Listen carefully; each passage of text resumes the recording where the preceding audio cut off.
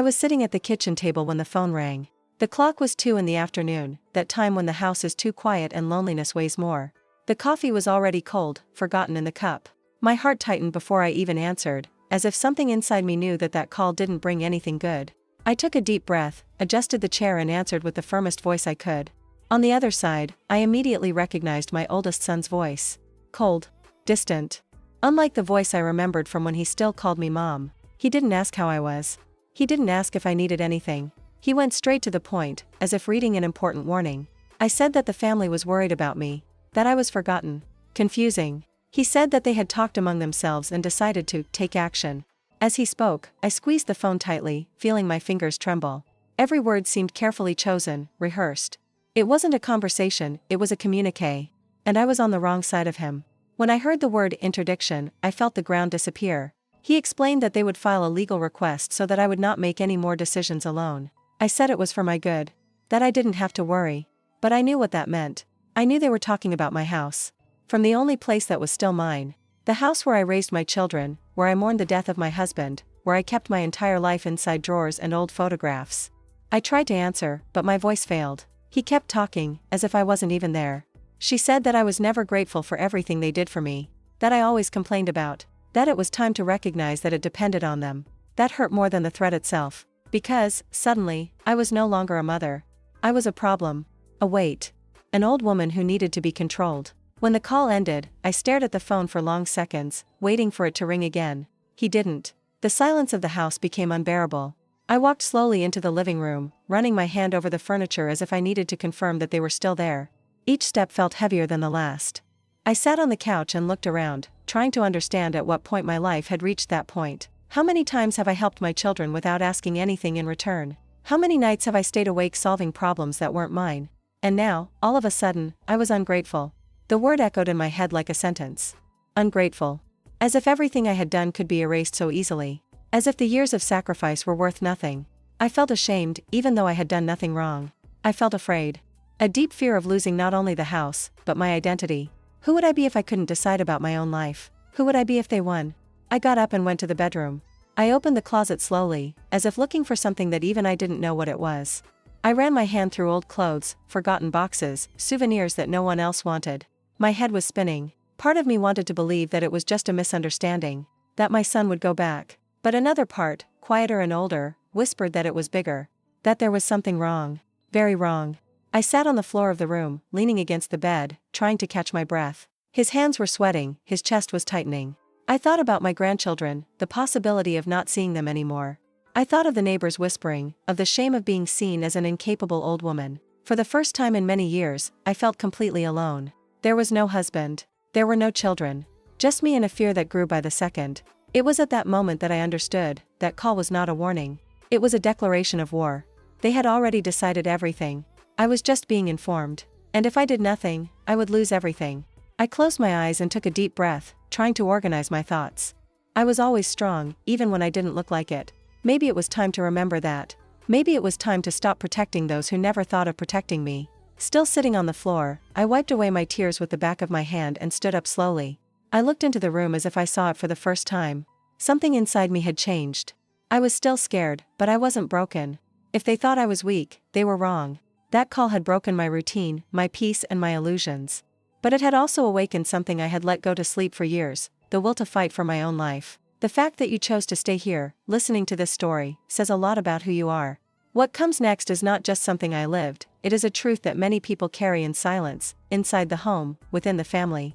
If you believe that these stories need to continue to be told so that they are not repeated, subscribe to the channel and help me keep these voices alive. The next morning, I woke up with the feeling that I had spent the whole night awake, even though I had slept. The body was heavy, as if I had aged 10 years in a few hours. I brewed coffee slowly, trying to keep the routine as an anchor, something that would remind me that I was still in control. But every noise in the house seemed louder, every thought more insistent. The call from the day before hammered in my head, repeating words I never imagined hearing from a child. Shortly after noon, I heard the car pull up in front of the house. I recognized the sound before I even looked out the window. My stomach twitched. There was no warning, no message. Only the sudden, invasive presence. When the doorbell rang, I took a deep breath before answering. I opened the door and found my son and daughter-in-law standing there, with serious, almost professional expressions. There was no affection, there was no embarrassment, only decision. They entered without asking permission, looking around as if evaluating the place. My daughter-in-law was the first to speak. I said they were there because they cared about me, that I had been changing. That was forgotten, repetitive, difficult to deal with. As she spoke, my son remained silent, his arms crossed, avoiding my gaze. That scene hurt more than any scream. Because it was cold. Calculated. Rehearsed. When I tried to answer, I was interrupted. They said I never recognized everything they did for me. That I always complained, even depending on them. Hearing that was like taking a blow to the chest. I, who had worked all my life, who paid bills in secret so as not to expose their mistakes, was now portrayed as an ungrateful old woman. Every sentence was an accusation. They did not ask for explanations. They were judging me. My daughter-in-law mentioned documents, decisions, what would be best from now on. He spoke of the house as if it were not mine. As if I was just occupying a space that no longer belonged to me. He said that I should collaborate to avoid embarrassing situations. That was not taken care of. It was a threat. Veiled, polite, but still cruel. I felt my hands tremble, but I kept my posture. I needed to hear everything. When I finally managed to speak, my voice came out low but firm. I asked since when I had ceased to be able to decide about my own life. My son sighed, as if getting tired of something too obvious. He said I was being difficult, that he did not understand the gravity of the situation. It was then that I realized, for them, I was already defeated. That conversation was not a debate. It was a formality before the final blow. I observed every gesture, every exchange of glances between them. There was complicity. There was a hurry. And, above all, there was interest. It wasn't about me. It never was. It was about control, money, and convenience. The realization made me feel a mixture of pain and clarity. Something clicked inside me, even if it hurt to accept. I was alone in that room, even surrounded by family. When they left, the house seemed to shrink. I stood in the same place for several minutes, staring at the closed door. The word ungrateful echoed again, louder, heavier. I felt like crying, but the tears didn't come. Instead, there came a silent, contained anger, unlike anything I had ever felt. It was not explosive. It was firm. I walked around the house aimlessly, touching the objects as if I needed to confirm my own existence. That house was proof of who I was. And they wanted to put it out along with me. I thought about how many times I was silent to protect my children. How many truths I swallowed to keep the peace. Now, that same peace was being used against me. It was in that late afternoon that I realized that something had changed definitively. I was still afraid, but it no longer paralyzed me. The accusation had been made. The attack had begun. And for the first time, I considered the possibility of not being silent. Perhaps the mistake of my life had been to protect too much. Perhaps there was still time to correct this. I sat down at the kitchen table again, in the same place as the day before. But I was no longer the same woman. Naivety had been left behind along with the visitors. If they wanted war, I would need to prepare. Even without knowing how, I knew one thing: my history would not be rewritten without me fighting. And that accusation, cruel as it was, had awakened something they had never expected. That night was long. I lay in bed, but sleep didn't come. I stared at the dark ceiling, listening to every crack of the house, every distant noise from the street. It was as if everything was louder, sharper, as I felt smaller and smaller. I thought about how I got there, when I stopped being someone to become just their mother. At some point in my life, I had disappeared without realizing it. The next morning, I got up early and looked at myself in the bathroom mirror longer than usual. The wrinkles were deeper, the eyes tired, but there was still the same woman who worked, who raised children, who supported an entire family when it was necessary. Still, it was as if no one else saw it. To them, I was just a confused old woman taking up space. That mirror image hurt more than I cared to admit. I prepared the coffee and sat alone at the table. The silence seemed to accuse me along with them. I remembered how many times this table was full, with laughter, with requests for help, with promises never fulfilled. I have always been the invisible base, the one that sustains everything without appearing. And when the foundation ages, it looks like it turns into rubble. That realization made me squeeze the cup hard, as if I could break it just to prove that I still had strength. I spent the day wandering around the house, not really doing anything. I opened old drawers, boxes of souvenirs, photo albums. In each image, I was there, but always in the background. It was as if my life had been built on the basis of others. The more I looked at the past, the more I realized how convenient I was. Useful while solving problems, invisible when he needed respect. In the middle of the afternoon, I sat in the armchair in the living room and let my thoughts run wild. I remembered the times when my children made a big mistake and I was there to fix it. Debts paid in silence, decisions made in secret to preserve reputations. I did everything believing that this was what mothers did. Now, those same choices were being used to paint me as weak, dependent, incapable. The sense of injustice began to mix with something new. It wasn't just sadness. It was indignation. I hadn't forgotten who I was. They were the ones who had gotten used to seeing me silent. Perhaps the mistake was not to grow old, but to allow them to put me in this place. The idea of losing my home, my freedom, began to turn into something more concrete. It was not a distant fear. It was a real threat. I walked to the bedroom again and opened the closet more closely. He wasn't looking for anything specific, he just needed to do something with his hands. I pushed boxes, moved old papers, smelled things stored for decades. Each object seemed to carry a piece of me that had been forgotten. The more I moved, the more I felt that my story was there, waiting to be remembered. I sat on the floor, surrounded by open boxes, and felt a lump form in my throat. For the first time, I allowed myself to really cry. Not out of fear, but out of tiredness. Tired of having been strong for so long without recognition. Tired of protecting those who were now attacking me. I cried for myself, for the woman I was and for the woman I still needed to be, even without knowing how. After the tears dried, something changed. It was not immediate courage, nor a clear plan. It was awareness. I wasn't crazy. I wasn't confused. I remembered everything. And if I did, then my version of the story existed. Maybe it was buried, ignored, discredited. But it existed. And that meant I wasn't as helpless as they thought. When night fell, I put some boxes back in place, but left others open. Intentionally. Something told me that I needed to look more closely at that past. Perhaps this was the key to understanding why my children were so determined to shut me up. For the first time since the call, I felt that invisibility was beginning to break down. And, even without knowing how, I intuited that the truth was closer than I imagined. I spent the next few days in a strange state of alert. Nothing happened explicitly, but I felt that something was moving behind the scenes. Short messages, quick visits, looks that avoided mine. It was as if my presence had become too uncomfortable. I continued my routine, but now I was watching everything more closely, like someone who finally realizes that she is being watched too. I began to notice small details that I would have previously ignored. Papers out of place, a drawer I didn't remember opening, documents reorganized. Nothing screamed danger, but everything pointed to a silent interference. That bothered me deeply. For the first time, I had the clear feeling that my home was no longer entirely mine. It was as if I was being pushed out of my own life, inch by inch. I decided to look for the documents of the house. Deed, old bills, records that I have always kept carefully. I opened the blue folder where I used to keep everything organized and I felt a chill run through my body. Some papers were not there. Others seemed to have been tinkered with recently. My heart raced. That was no carelessness. It was intention. Someone had touched what they shouldn't. I sat down at the table and tried to organize my thoughts. I remembered my son's words, the way he spoke of the house as if it were no longer mine. It all started to make sense in a painful way.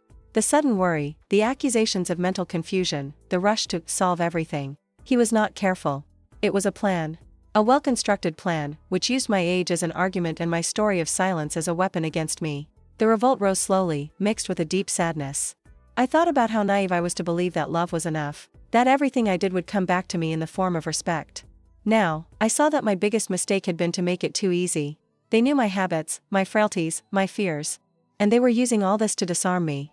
I started to mentally revisit old conversations, requests for help, decisions I made without question. Everything took on a new color. It wasn't just ingratitude. It was old manipulation, built over the years. I always solved it. He always gave in. I always trusted. And, without realizing it, I had taught my children that they could decide for me whenever they wanted. That afternoon, I walked around the house with another look. No longer as a refuge, but as something threatened. I touched the walls, the doors, the furniture that I chose myself. Each corner carried a memory, an effort, a piece of my life. The idea of losing all that without even having a voice made me tremble. Not only of fear, but of indignation. I didn't deserve that. I decided I needed to prepare. Even though I didn't know exactly how, I needed to understand what they were trying to do. I started to separate papers, dates, old bills. I took notes, even if my hands trembled. Every little gesture gave me back a little control. I was no longer waiting for the next attack. I was moving. While I was organizing everything, a certainty formed inside me. They knew that I was hiding something. They didn't know exactly what, but they knew that my past had decisions that could overturn the version they were creating now. All that haste only made sense if there was something to be covered up. And that realization has made me alert like never before. When night fell, I sat alone in the living room, surrounded by piles of papers.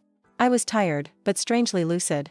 Fear still existed, but it no longer commanded everything. There was a plan behind that false affection, and I was finally starting to see it. Maybe it was too late to save my family as I knew them. But there was still time to save myself. I spent the whole morning rummaging through old papers, opening drawers that I hadn't touched in years. The dust made my eyes sting, but I kept going. There was something inside me telling me that I needed to go deeper, beyond the ordinary bills and paperwork. As if the answer was hidden where I least wanted to look. Each open box brought memories, but none explained my children's cruel haste. That's when I decided to open the tallest closet in the room, the one I almost don't use. I grabbed a chair, climbed up carefully, and pulled out a forgotten cardboard box at the bottom. She was heavier than I expected. The dry sound of something loose inside made my heart race. I put the box on the floor and spent a few seconds just looking at it, feeling a strange shiver run through my body. The box smelled of time.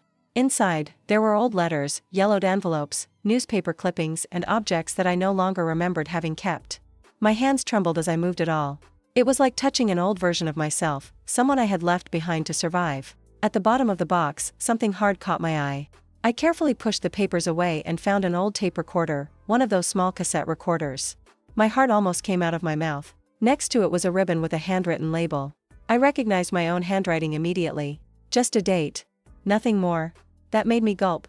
I didn't remember that recording, but something inside me knew that it wasn't there by chance.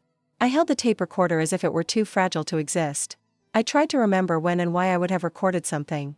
No clear memory surfaced, only a heavy feeling in my chest. That object seemed to carry a weight that I had spent years trying to forget. I closed the box for a moment, as if I wanted to postpone the inevitable. I sat on the floor of the room, leaning against the bed, with the tape recorder in my hands. I thought about my children, the accusations, the rush to shut up. For the first time, I connected the dots clearly. Maybe they knew about the existence of that tape. Or maybe they just feared that I still kept evidence of the past. The idea made me break out in a cold sweat. I took the tape recorder into the living room, placed it on the table, and paced back and forth. Part of me wanted to destroy it without listening. Another part, firmer, knew that there could be the only thing capable of protecting me. I had spent my whole life swallowing truths to keep the family together. Maybe it was time to face one of them. I put the tape inside the device with trembling hands. The dry click echoed through the silent room. My finger was suspended over the play button for long seconds. I took several deep breaths, trying to prepare myself for whatever I was about to hear. The silence seemed to scream louder than any sound. When I pressed the button, I first heard a low hiss. Then, a known breath. Mine. Younger, but unmistakable. I felt a lump form in my throat before the words even began. That voice came from a time when I still believed that silence was protection. And, at that moment, I understood that that recording had the power to change everything. I stood still, listening, as the past began to unfold. Every second of the tape seemed to tear off a layer of oblivion that I had built up with so much effort. It wasn't just an old memory. It was proof that my story had not been invented now. And, for the first time since the beginning of everything, I felt that I was not as helpless as they wanted me to believe. The voice that came out of that recorder wasn't just mine, it was a version of me that I had carefully buried. Younger, firmer, but loaded with deep fatigue. Hearing that breath before the words made me close my eyes for a moment, as if I needed strength to face myself. When I started talking about the recording, I felt my stomach turn. I remembered that day now. I remembered the fear that led me to press the record button. On the tape, I explained everything with painful clarity. He talked about numbers, dates, bills that were not in my name, but that I paid. It spoke of the enormous debt that my son had contracted and that could lead him to prison if it came to light. My voice trembled, but it was firm, as if I knew that one day someone would need to hear that. That recording was not an outburst. It was a record. An attempt to protect myself, even though I was not aware of it at the time. Hearing my own account made me relive the night I decided to take on that burden alone. I remembered the fear of seeing my son destroyed, the panic of imagining public shame, the almost automatic impulse to solve everything. I transferred money, sold things, made silent agreements. Also that he could move on as if nothing had happened. And I went on with my life pretending that it didn't cost me anything. In the recording, I clearly said that I was doing it out of love, but also out of fear. Fear of losing my son, fear of destroying the family, fear of judgment. And hearing this now, I felt a mixture of pity and anger at that woman I was. She believed that silence was the only way out. He did not imagine that, years later, this same silence would be used to erase it. My voice on the tape also mentioned a request. I said that if that recording was ever heard, it was because something had gone very wrong. That no one had the right to call me ungrateful after everything I did. That made me cry. Not only of sadness, but of recognition. I had foreseen that moment. Perhaps not consciously, but some part of me knew that the truth would need to emerge one day. The recorder kept playing while I remained motionless on the couch. Every word was a confirmation that I wasn't crazy, I wasn't confusing memories. All that had happened. All that had been hidden. And now it made sense how my children were in a hurry, their fear that I would talk too much, that someone would listen to me carefully. When the tape ended, silence took over the room again. But it was not the same silence as before. Now, it was loaded with meaning. I looked at the tape recorder as if I were facing living proof of my own history. That little ribbon had more power than I imagined. She could destroy me emotionally, but she could also save me. I got up slowly and began to walk around the house, feeling my legs weak. My head was spinning with possibilities and fears. If I showed that recording, I would step on a line of no return. I would expose my son. It would expose the family. But if I didn't show it, I would allow them to take everything from me. For the first time, I understood that there was no choice without pain. I sat down again and held the tape recorder to my chest for a few seconds. It was not revenge that I felt. It was a necessity. Need to exist, to be recognized, not to end my days as a convenient lie. That recording was not a weapon. It was a shield. One that I had created without realizing it. That night, I hardly slept. I kept reliving every word, every decision, every sacrifice. But something inside me was different, firmer. The woman who recorded that tape did not imagine how much she would be underestimated years later. But she also didn't imagine that, one day, she would have to fight for herself. Now, I imagined. And I was beginning to accept that the truth, no matter how hard it was the only possible way. I spent the next few days carrying that recording as a living secret. The tape recorder was hidden inside a drawer in my room, but it seemed to take up the entire house. Each time I crossed the hallway, I felt as if he was watching me, reminding me that I could no longer pretend that nothing was happening. Silence, which was once a habit, now weighed as guilt. It was no longer protection. It was prison. I constantly thought about my son. In the boy I raised, the man he had become, and the stranger who was now trying to erase me. I remembered the day I decided to save him, the fear on his face, the silent promise that everything would be okay. I never imagined that, years later, this same son would be able to treat me like a nuisance. This realization hurt more than any legal threat. Sometimes, I found myself trying to justify everything. I told myself that maybe they were confused, pressured, afraid. After all, I've always done that. I found excuses for their actions. But something had changed. The recording left no room for self-deception. She was proof that I wasn't exaggerating or dramatizing. I had been betrayed by the one I protected the most. The conflict within me was constant. A part still wanted to protect my children, keep the secret buried, preserve the family's image. Another part, more tired and more lucid, screamed that I could no longer sacrifice myself. It was as if two versions of me fought every day. The mother. And the woman. For the first time, I considered choosing the woman. The fear of the consequences paralyzed me at times. I imagined the scandal, the trials, the looks in the neighborhood, the grandchildren looking at me differently. I thought about the weight of exposing something so serious, so old. But I also imagined the other scenario, losing my home, my autonomy, my dignity, without ever having been heard. This fear was even greater. I began to realize how silence had shaped my life. How many times have I kept silent to avoid conflict? How many times have I swallowed injustices to maintain the appearance of harmony? The silence had cost me too much. He had raised children who believed they had the right to decide for me. Recognizing this was painful, but also liberating. On an especially difficult afternoon, I sat on the porch watching the street. People passed by, living their lives, without imagining the silent battle that took place inside that house. I thought about how I must look in the eyes of passers-by, just a lady sitting, calm.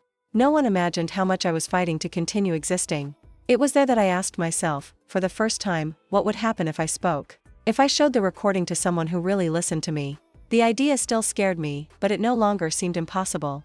Maybe I didn't have to face everything alone. Maybe there were people who were able to see beyond their age, beyond the narrative they were building about me. That night, I took the tape recorder out of the drawer and placed it on the table. I stared at him for a long time. I didn't turn it on. He didn't need to.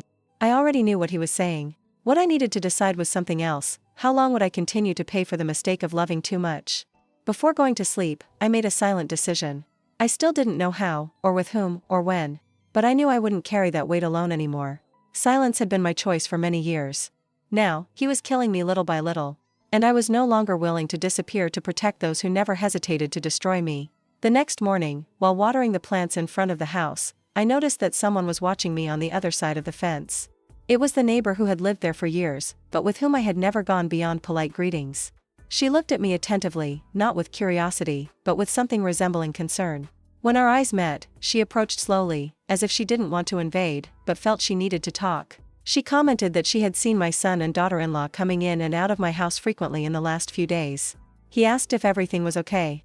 The question seemed simple, but it disarmed something inside me. My first reaction was to say yes, that it was a family thing. but my voice cracked mid-sentence. She noticed. And instead of insisting, he just said that if I needed help, he was there. Inviting her in was almost automatic. As soon as we closed the door, I felt a strange relief, as if I was finally no longer alone in this problem. We sat at the kitchen table, and I started talking little, choosing each word carefully. I didn't tell you everything right away. But I told her enough that she understood that something serious was happening. She listened in silence, without interrupting, without expressing exaggerated shock. That caught my attention. When I finished, she took a deep breath and said something that changed everything. It didn't just feel like a family conflict, it felt like abuse. He said it naturally, as if recognizing a pattern. That word echoed within me in a different way than ingratitude. Abuse explained everything. She then told me a little about herself. She said that, before retiring, she had worked as a legal assistant for many years. That I had seen cases very similar to mine. Children trying to control elderly parents, using age as an excuse. Manipulated documents, constructed narratives. Each sentence of hers seemed to illuminate a part of what I still couldn't see on my own. I felt a mixture of relief and fear. Relief that finally someone validated what I was experiencing. Fear because it made everything even more real. If it was abuse, then it was not something that could be solved with a conversation. It was something that required action. And I still didn't know if I was ready for it. When I mentioned the recording, I hesitated. I didn't go into details, but I made it clear that there was something from the past that my children didn't want to come to light. Her eyes narrowed slightly, not out of curiosity, but out of understanding. She told me, calmly, that evidence changes everything. That I needed to protect myself before I thought about protecting anyone else. She advised me not to say anything more to my children without witnesses. To keep documents in a safe place. Writing everything down. Dates, visits, veiled threats. That conversation gave me something I hadn't felt in a long time, direction. It wasn't a complete plan, but it was a start. And for the first time, I wasn't improvising on my own. When she left, I felt different. More alert, but also firmer. Knowing that someone was on my side, even if still discreetly, completely changed the dynamic. I was no longer just an old woman being pushed out of life itself. I was someone who was being wronged, and that made all the difference. That night, I took the tape recorder out of the drawer again. But this time, I didn't hold him in fear. I held it with purpose. I still didn't know how it would all end, but I knew that that secret would no longer be buried. The neighbor had seen what my own family pretended not to see. And, thanks to her, I began to understand that my story could still be defended. The next day, I woke up with a strange clarity, as if something inside me had finally organized itself. Fear was still there, but it no longer commanded my movements. I remembered the neighbor's guidelines, the firm words she said without raising her voice. For the first time in weeks, I felt that there was a possible path, even if it was difficult. And I decided to follow him. I called her in the morning, in a low voice, almost as if I was afraid of being heard. He said he needed help. I didn't have to explain much. She replied that she would stop by the house in an hour. When I hung up, my hands were shaking, but it was a different shaking. It wasn't panic. It was anticipation. Something was beginning. When she arrived, she brought a simple folder and a serious expression. We sat at the kitchen table, and I began to tell everything in more detail. I talked about the call, the visits, the accusations, the documents that were tampered with. For the first time, I organized the facts out loud. As I spoke, I realized how much more serious everything sounded outside my head. She listened to me carefully and, at times, asked objective questions. Dates, names, times. That gave me a strange sense of legitimacy. It was no longer an emotional outburst. It was a report. A record. Something that could be used to protect me. That gave me strength. When I finally showed the tape recorder, I felt a lump in my throat. I placed it on the table as someone who deposits something precious and dangerous at the same time. She didn't ring right away. He just asked if I was sure. I took a deep breath and said yes. That hiding it had cost me too much. She listened to a snippet of the recording in silence, her brow furrowed. When he finished, he looked up at me and said something I'll never forget. It was serious. Very serious. He said that recording, combined with bank documents, could prove not only psychological abuse, but attempted fraud. Hearing this made me shudder. It was no longer just a family dispute. It was something bigger. She then talked about looking for a lawyer who specializes in financial abuse against the elderly. Someone who knew how to deal with this type of situation without treating me as incapable. The word specialized brought me relief. I wanted no mercy. He wanted justice. I wanted someone who saw me as someone capable of deciding, despite my age. I confess that I hesitated. The idea of involving justice still scared me. I thought about my children, grandchildren, the exhibition. But I also thought about the alternative, losing everything without a fight. The choice began to become clearer, even if it hurt. Not acting now meant accepting the role they had written for me. She offered to make the appointment and go with me if I wanted. That simple offer thrilled me more than I expected. I was no longer alone at that table. I was no longer being treated as a problem to be solved, but as someone who needed to be protected. After she left, I sat for a long time, staring at the folder of documents that was beginning to form. For the first time, it didn't look like a bunch of useless papers. It looked like a defense. A shield built with truth. I was still afraid, but now it was accompanied by something new, determination. That night, before going to sleep, I realized that I had crossed an invisible line. There was no turning back to comfortable silence. I had taken the first step to truly defend myself. And although she didn't know exactly what would come next, she knew she wouldn't accept being erased anymore. My voice had been ignored for years. Now, I was ready to use it. Getting into the lawyer's office was harder than I expected. My legs trembled as I walked through the door, not from physical weakness, but from the weight of what I was about to expose. The room was simple, organized, without the cold air I imagined. Still, I felt like I was entering a territory of no return. There, my story would no longer be just mine. I sat in front of him with the briefcase in my hands, squeezing it as if it were a protective vest. I started to speak slowly, choosing each word. I told him about the call, the accusations, the interdiction plan. He listened to me without interrupting, jotting down dates and details. There was no judgment in his eyes. Just attention. That, in itself, was already different from everything I had been facing. When I got to the recording part, my voice cracked. I took a deep breath and placed the tape recorder on the table. The sound of the click when pressing play seemed to echo throughout the office. As my younger voice filled the room, I felt exposed in an almost unbearable way. It was as if I was watching my own naivety being dissected. The lawyer listened to everything in absolute silence. No overreaction, no hasty comment. When the tape ended, he remained silent for a few seconds, as if organizing the impact of it. Then he looked up and said, firmly, that it was a complete game changer. Not only did I defend myself, but I put my children in a delicate position. That phrase hit me like a punch and a relief at the same time. He began to explain, carefully, what that recording legally represented. He talked about coercion, financial abuse, attempted fraud. Each term sounded heavy, almost cruel. I never imagined hearing those words associated with my family. Hearing that hurt. It hurt because it made official something that I was still trying to soften inside me. Then we analyzed old bank documents, transfers, dates that coincided with what I said in the recording. Each confirmed role was like a slow stab. Race after race, my story went from being emotional to becoming factual. I was right all along. And this certainty, instead of bringing me just relief, brought a deep mourning for the family I thought I had. The lawyer was clear in saying that I needed to be prepared. That if we went ahead, there would be confrontation. That my children would probably deny everything, try to discredit me even more. He asked me if I was ready for it. I didn't respond immediately. I looked at my hands, scarred by time, and thought of everything I had ever endured in silence. Maybe I was more ready than I imagined. I left that office differently from how I entered. Heavier, but also more upright. The tests were there, organized, recognized. They were no longer just painful memories. They were facts. Truths that could no longer be erased with vague accusations about my age or my lucidity. On the way home, I thought about how the truth can hurt more than the lie. Lying, at least, gives the illusion of peace. Truth requires courage.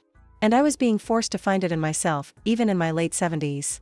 That realization scared me, but it also filled me with an unexpected strength. When I got home, I put the folder in a safe place and sat alone in the living room. The emotional weight of that day fell on me all at once. I cried, not out of regret, but out of exhaustion. Each confirmed evidence was an open wound, but it was also one more step to recover something that they tried to take away from me, my dignity. That night, before going to sleep, I understood that there was no turning back. The evidence existed, and now it didn't belong to me alone. The game had changed. And although it terrified me, I knew I was doing the right thing. The truth hurt, yes. But being erased hurt much more. It didn't take long for my children to realize that something had changed. The messages began to arrive in sequence, too short to be cordial, too long to be casual. Questions disguised as concern, sudden invitations to family conversations. I read everything in silence, feeling the weight of each word. They knew. Maybe they didn't know exactly what, but they knew I was no longer alone. When we finally met, the atmosphere was different. There was no longer the false security of those who believe they have absolute control. We sat at the living room table, and I watched each face carefully. For the first time, I didn't see unity. I saw nervousness. Looks that were avoided. Small gestures of impatience. The harmony they were trying to sell was beginning to crack. My oldest son tried to lead the conversation, as he always did. He talked about avoiding problems, about solving everything between us. But there was haste in his voice.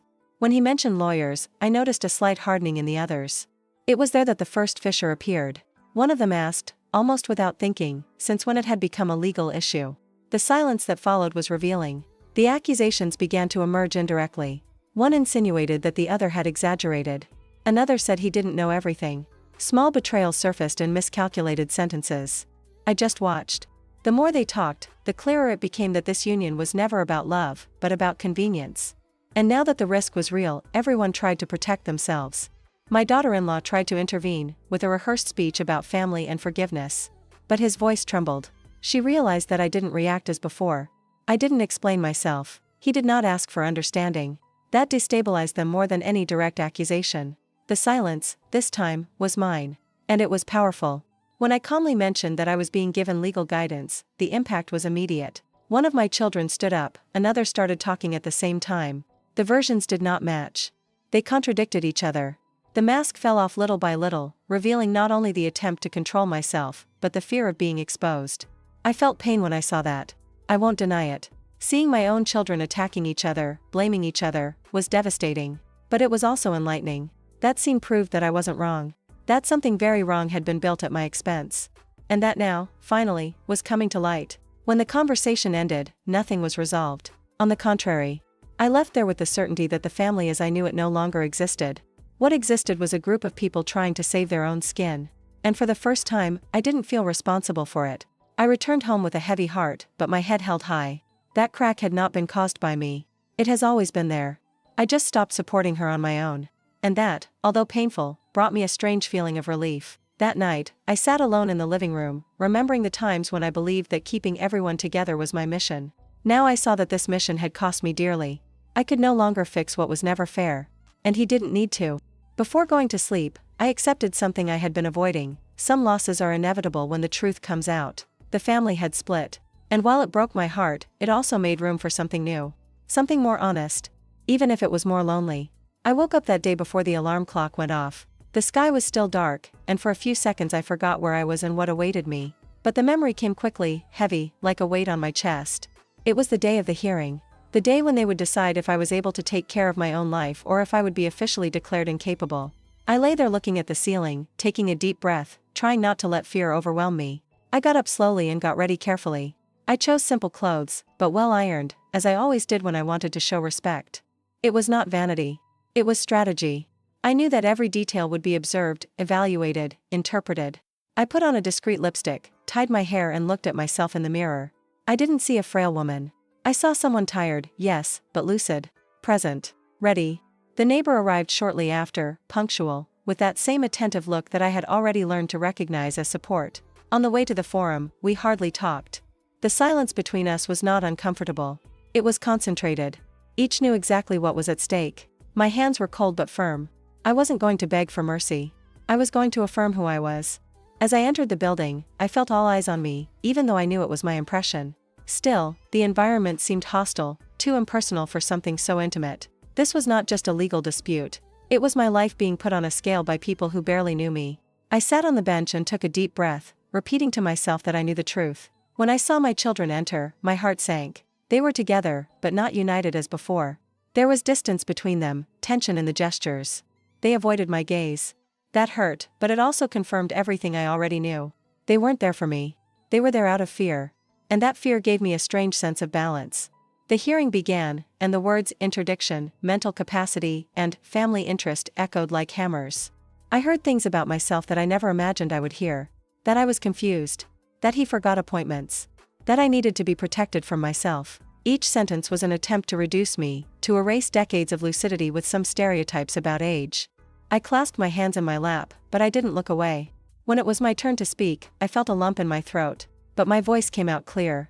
Not loud, not shaky. Clara. I talked about my routine, my decisions, my life. I didn't defend myself emotionally. I just described who I was. The judge watched me attentively, not mercifully. That gave me the strength to continue. The lawyer then presented the documents, the dates, the records. Each piece of evidence placed on the table dismantled a piece of the narrative they had created about me. I watched my children's faces change little by little. Trust turned into tension. The tension, in contained despair.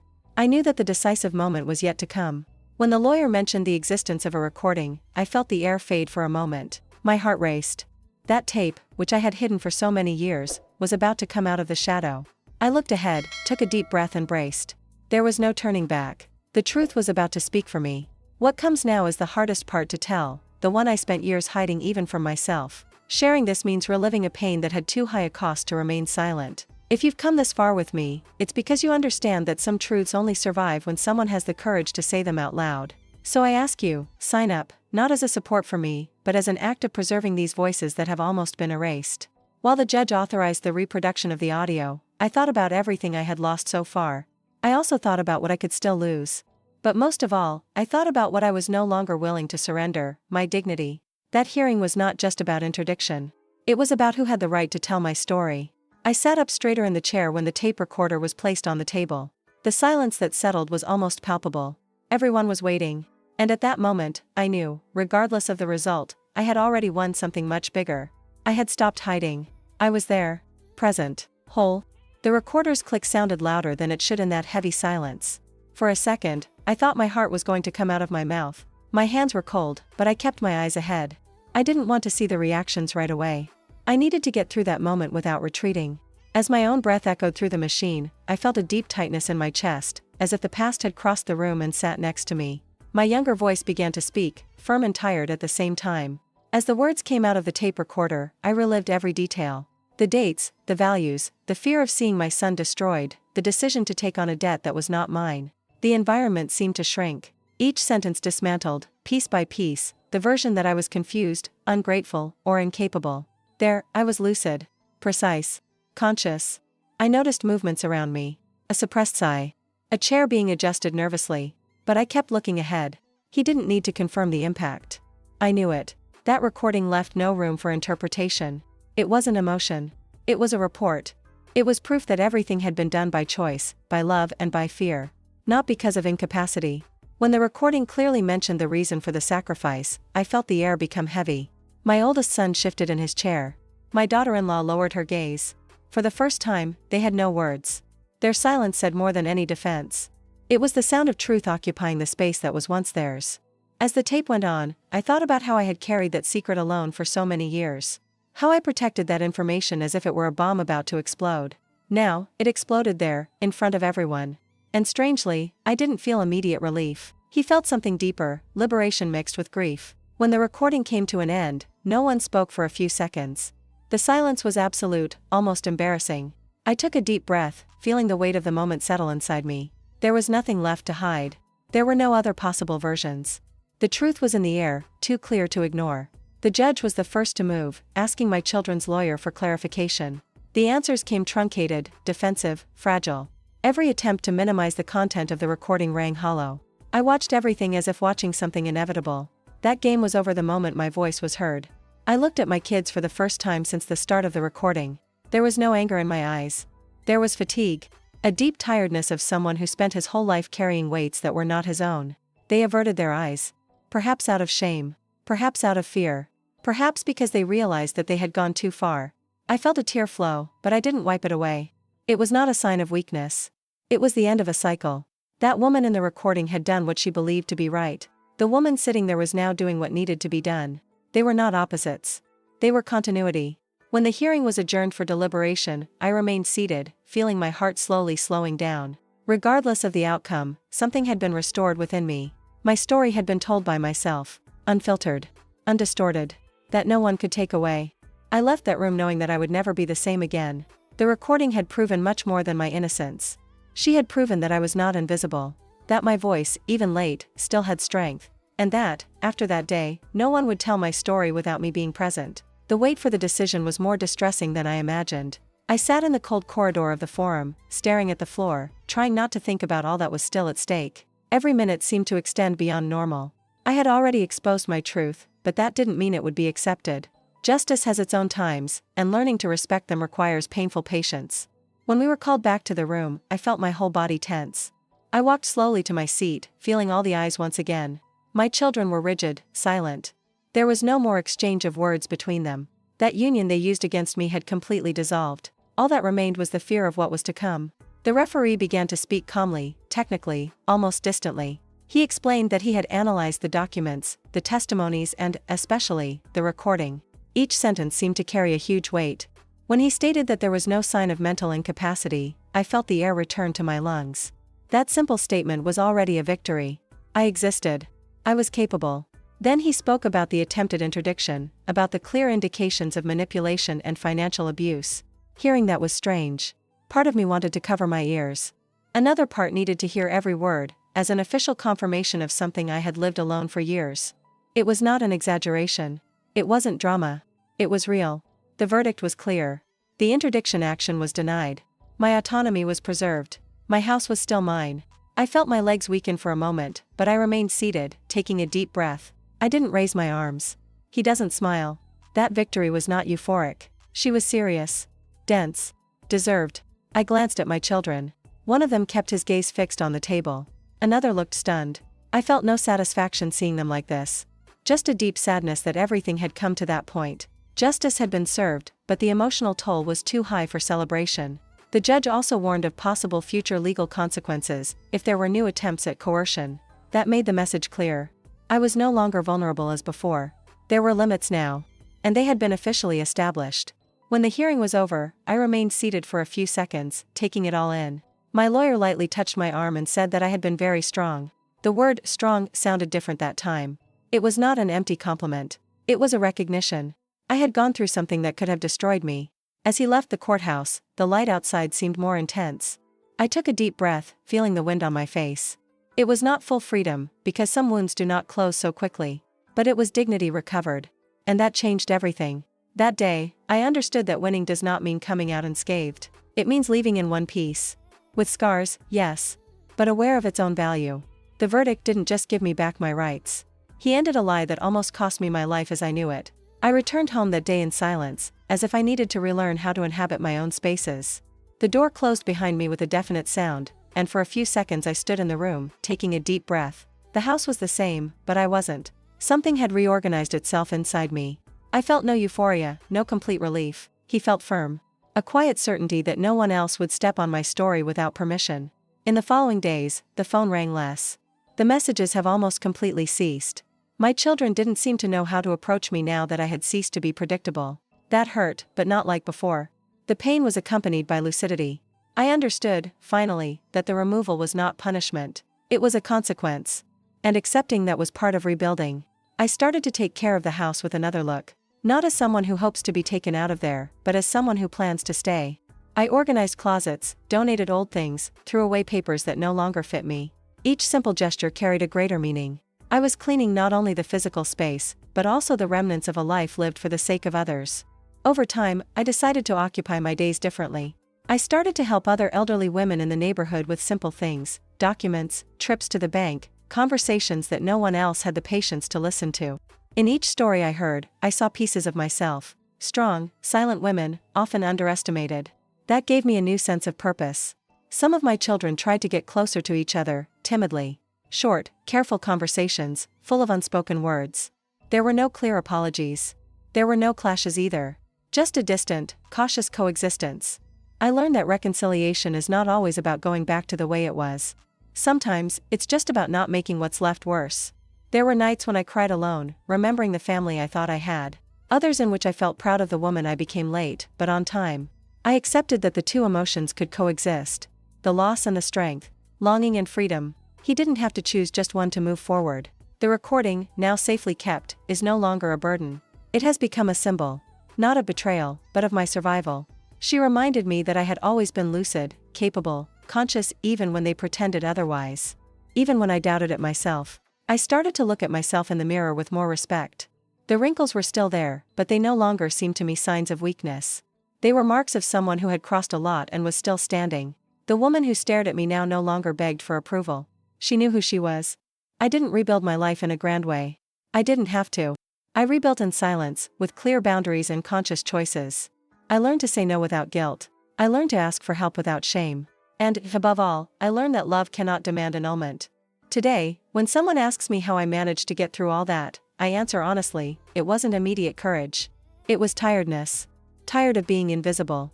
Tiredness of carrying weights that were not mine. This fatigue turned into strength. They called me ungrateful.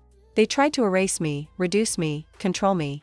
But the truth spoke for me when I needed it most. And after that, I was never the same. Not because I hardened myself in anger, but because I learned, at last, to be steely when the world insisted on breaking me. If this story touched something in you, share this video. Not because it is my story, but because it reveals patterns that still happen in many families, in silence. Send it to someone who needs to recognize themselves in this today. Sharing is also a way to break cycles and protect those who have not yet been able to speak. I'll stay here reading every comment, really. Tell me, from which city or country are you watching and what about this story stayed with you? Reading these answers matters more to me than you think.